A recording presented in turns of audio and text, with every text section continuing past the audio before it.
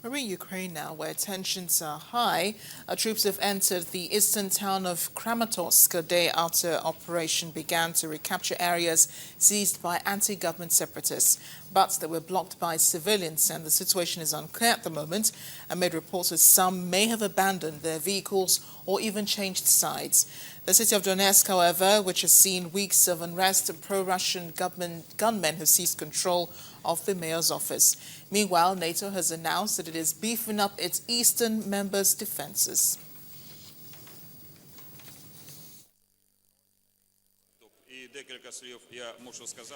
The Ukrainian government launched an anti-terrorist operation on Tuesday against pro-Russia activists in the eastern city of Donetsk.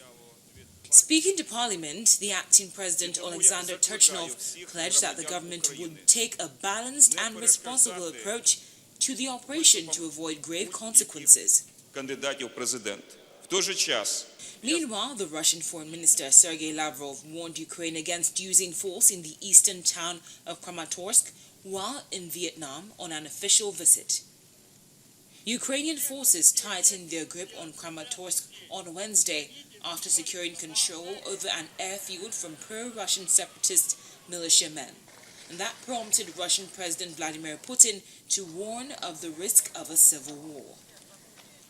7 armored personnel carriers bearing the Ukrainian flag rumbled into the mainly Russian-speaking town in a show of force against Moscow-backed gunmen who've occupied public buildings in 10 eastern towns and cities in the last week.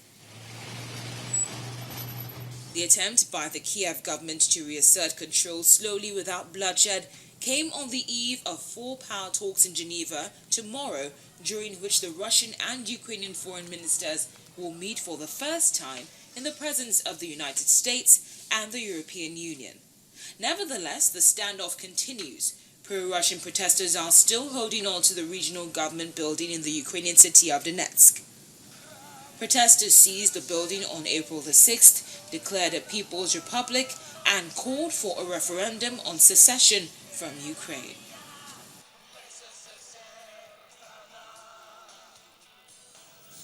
Let's go now to the VOA's Mil Arcega, who is in the VOA newsroom in Washington. Emil, thank you for joining us on The World Today. Let's try to understand exactly what's going on in Ukraine, in the eastern region.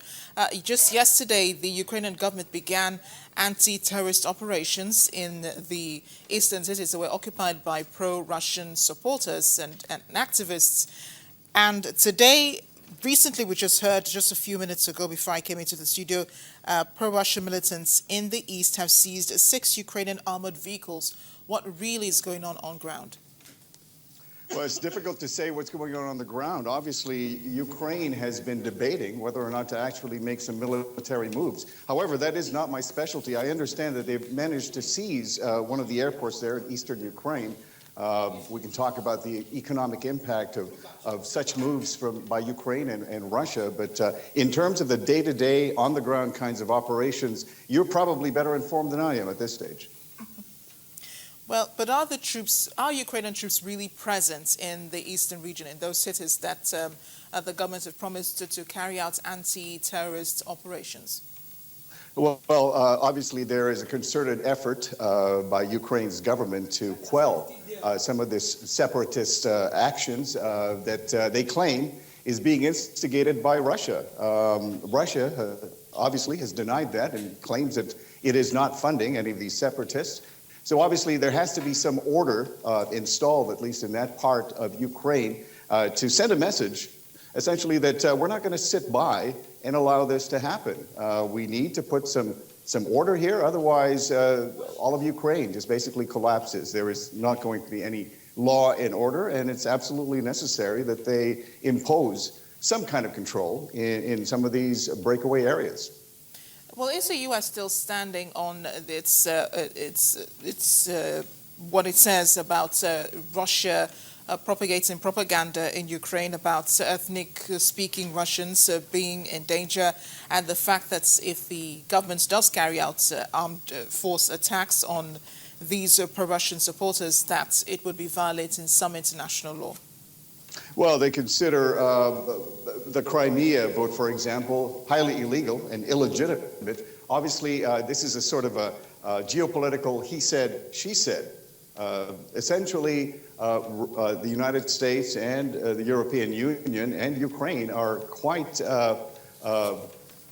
they're quite in agreement on the fact that Russia is actually behind instigating some of these Russian opposition to the Ukrainian government.